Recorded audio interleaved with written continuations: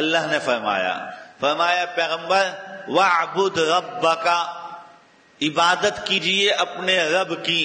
وَاعْبُدْ رَبَّكَ، اپنے رب کی عبادت کیجئے. کب؟ رمضان میں نہیں صرف، عید والے دن نہیں صرف، جمعے کے دن نہیں صرف. فرمایا حَتَّى يَأْتِيَكَ الْيَقِينُ، یہاں تک کہ آپ کے پاس یقین پہنچ جائے. یقین کیا چیز ہے؟ دنیا میں ایک ہی چیز یقین ہے. اس کو میں نے کسی موقع پہ کہا تھا.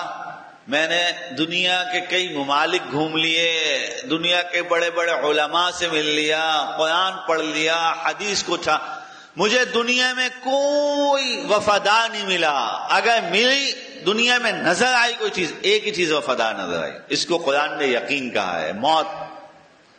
موت وفادار ہے. موت وفادار آئے گی، سب کے پاس آئے گی. اور اللہ نے اس کو ہماری زبان میں خصوصاً اردو کے اندر اس کو بنایا بھی مؤنث ہے. آئے گی، آئے گا نہیں. آئے گی سے لوگ خوش ہوتے ہیں، فلاں آئے گی. آئے گا بولتے تو ویسے خوف.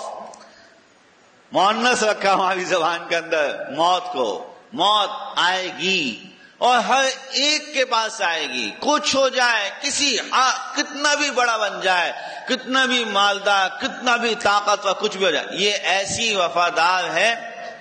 جب بھی کوئی بشر دنیا میں آیا، یہ کہتی ہے قضا میں بھی پیچھے چلی آ رہی ہوں، ذرا دھیان رہے. یہ آئے گی، لازمی آئے گی موت. اللہ نے قرآن میں اس کو اپنے حبیب سے کہا حبیب اپنے رب کی عبادت کیجئے. اور عمل جو ہے اس کے اندر دوام ہوتا ہے، استمرار. عبادت کرتے رہیے یہاں تک کہ یقین آپ کو پہنچ جائے، یعنی موت آ جائے.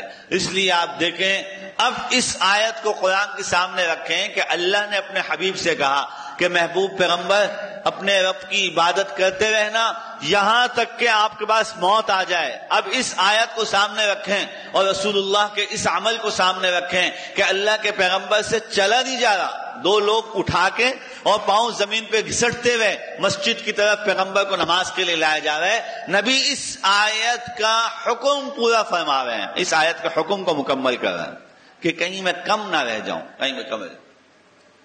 نبی کا یہ حال اور نبی کی یہ جستجو، اور ہمارا کیا حال ہے؟